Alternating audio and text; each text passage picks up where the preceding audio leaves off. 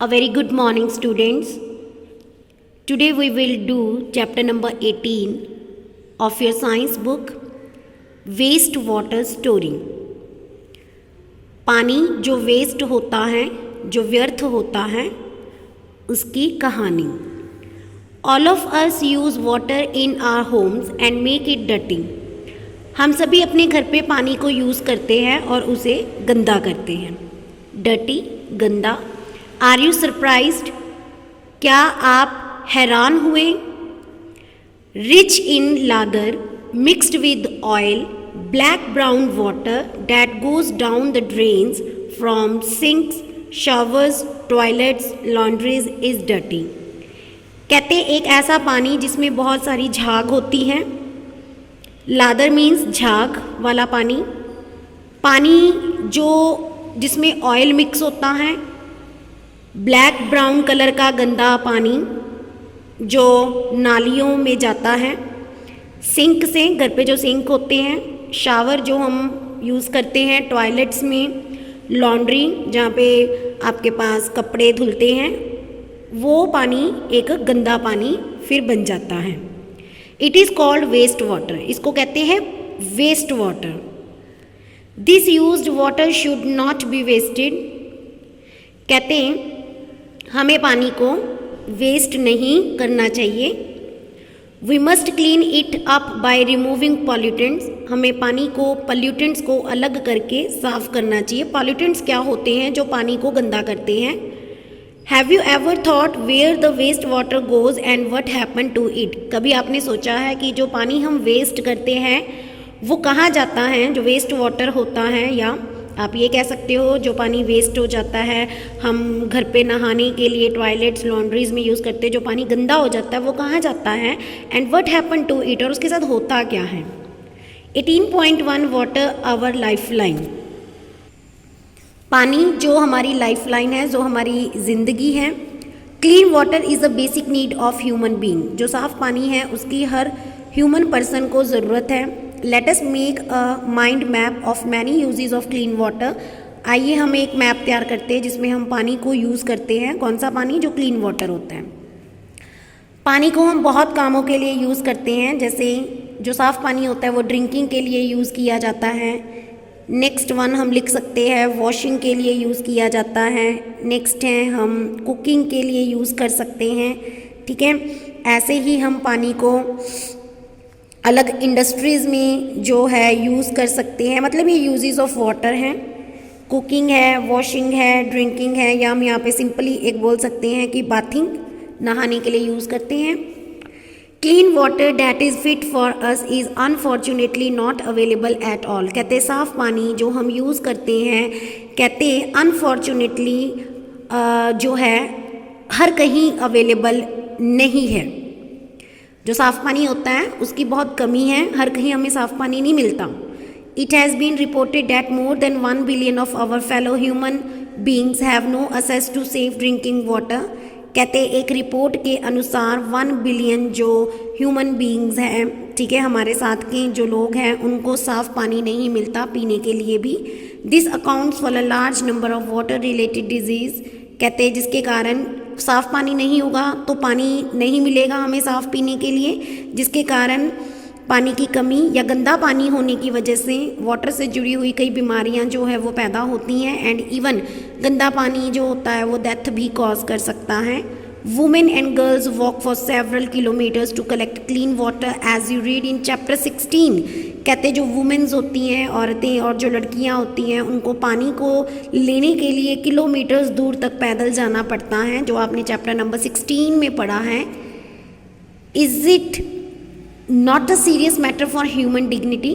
कहते क्या ये ह्यूमन पर्सन के लिए एक मैटर नहीं है? बहुत सीरियस मैटर है जो उनको अंदर से इस चीज़ के लिए सोचने पे मजबूर करता है कि जो पानी है वो अगर ना हुआ तो किस तरह की प्रॉब्लम्स हमें जो है एक सीरियस जो है मैटर ये बनता जाएगा. You have studied in chapter 16 about the increasing scarcity of fresh water due to population growth, pollution, industrial development, mismanagement and other factors.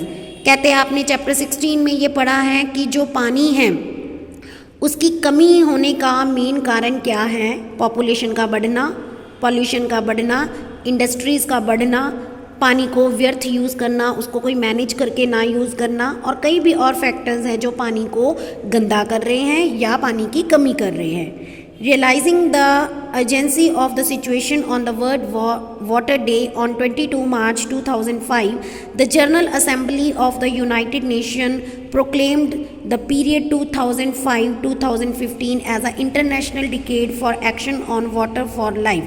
कहते इस तरह की सिचुएशन को देखते हुए वर्ल्ड वाटर डे जो 22 मार्च 2005 को मनाया जाता है,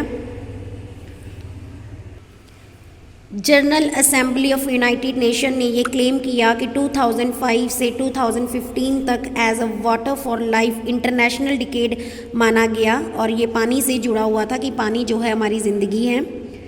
All efforts made during this decade aim to reduce by half the number of people who do not have access to safe drinking water।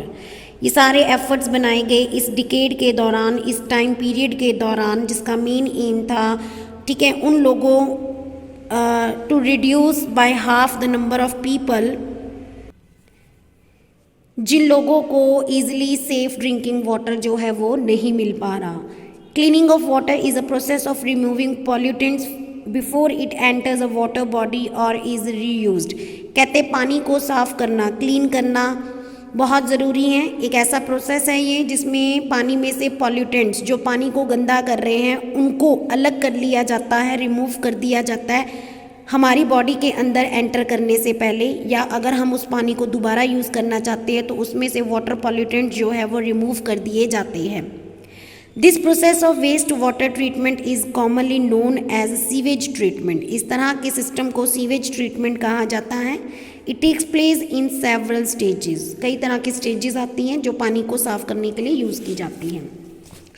Now 18.2 what is sewage? Sewage is waste water released by homes, industry, hospital, offices, other users. कहते हैं जो sewage होता है वो एक ऐसा है जिसमें वेस्ट वाटर रिलीज़ होता है, पानी गंदा होके बाहर निकलता है, ठीक है। हम घर पे पानी को यूज़ कर रहे हैं, इंडस्ट्री में, हॉस्पिटल में, ऑफिसेज में और कई जगहों में जहाँ से पानी वेस्ट फॉर्म में आता है। It also include rain water, इसमें बारिश का पानी भी आता है। That has run down the streets during storm और हैवी रेनफॉल।